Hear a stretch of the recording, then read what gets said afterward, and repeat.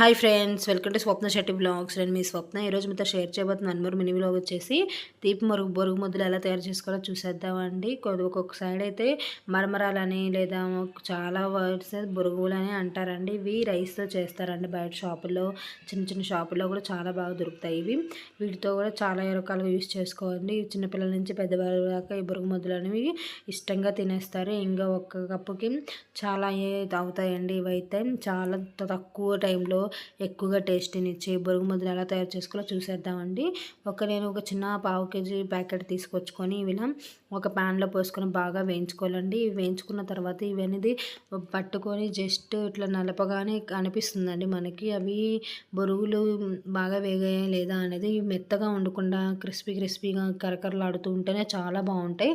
ఇలా బాగా వేయించుకున్న తర్వాత పక్కన పెట్టుకోవాలండి. ఇలా పక్కన పెట్టుకుని మీ దగ్గరగా అవైలబుల్ ఉన్న బెల్లం లేదా పంచదారతోనే ఎక్కువ చేసుకోవచ్చండి. మేమైతే బెల్లం ఎక్కువగా యూస్ చేస్తూ ఉంటే ఈ బెల్లం బొరుగు ముద్దలే చాలా బాగుంటాయి.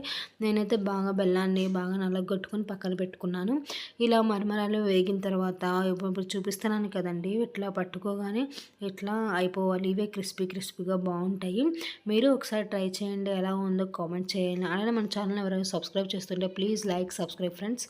ఇంకా వీటినైతే నేను బెల్లాన్ని మంచిగా మా పెద్ద బెల్లం తీసుకుంటారు కదండి, అవి మీ దగ్గర పౌడర్ ఉంటే పౌడర్ యూస్ చేయండి. లేదంటే ఇలా బెల్లం మొత్తాన్ని పగల కొట్టుకొని ఒక హాఫ్ గ్లాస్ వాటర్ పోసుకొని ఇలా బాగా కరగబెట్టుకోవాలండి. బాగా కరిగిన తర్వాత మనం తీగ పాకం వచ్చిందా లేదా అనుకుంటూ చూసుకోవాలి. ఒకవేళ బాగా ముద్ర పాకమైన బాగుంటుందండి. ఇది లైట్ తీగ పాకం వస్తే ఇంకా మనకి ఇది పాకం రానట్టు.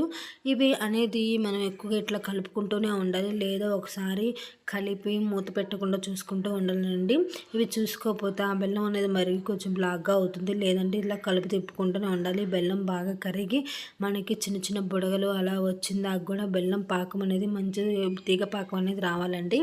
ఇలా వచ్చిన తర్వాత మన దగ్గర ఉన్న ఈ బొరుగులు అనేవి బాగా వేయించుకున్నాం కదండి, ఇవి అనేవి ఆరిపోకుండా చల్లారిపోకుండా అవి ఒక బాక్స్లో పెట్టుకొని మూత పెట్టుకోవాలండి.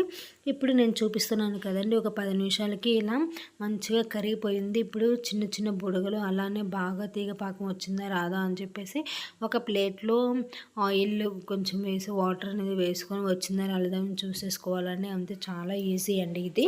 ఇంక ఇలా వచ్చిన తర్వాత మన దగ్గర ఉన్న బొరుగుల్ని అలానే కొంచెం యాలచీ పౌడర్ అనేది వేసుకోండి. ఈ యాలచీ పౌడర్ అనేది మంచి టేస్ట్ని ఇస్తుంది. అలానే స్మెల్ కూడా చాలా బాగుంటుందండి. అలానే నేనైతే ఇదే ఎప్పుడు చేస్తూ ఉంటాను. చిన్నపిల్లల వరకు పెద్దవారి దాకా చాలా బాగా తింటారండి ఇష్టంగా. ఇలా తీగపాకం వచ్చింది అనుకున్నప్పుడు ఆ బొరుగుల్ని ఇలా వేసేసుకొని మనకి చెక్కైనా చేసుకోవచ్చు, లేదా చిన్న ముద్దలు కూడా చేసుకోవచ్చండి. నేనైతే ఈరోజు ఇవి తీగపాకం వచ్చిన తర్వాత వచ్చిందా లేదా చూసుకుంటూ ఉండాలండి. ఇప్పుడు నేనైతే చూడండి, ఇప్పుడు మీకు ఒక ప్లేట్లో వాటర్ పోసుకొని కన్సిస్టెన్సీ వచ్చిందా లేదా అని చూస్తున్నాను.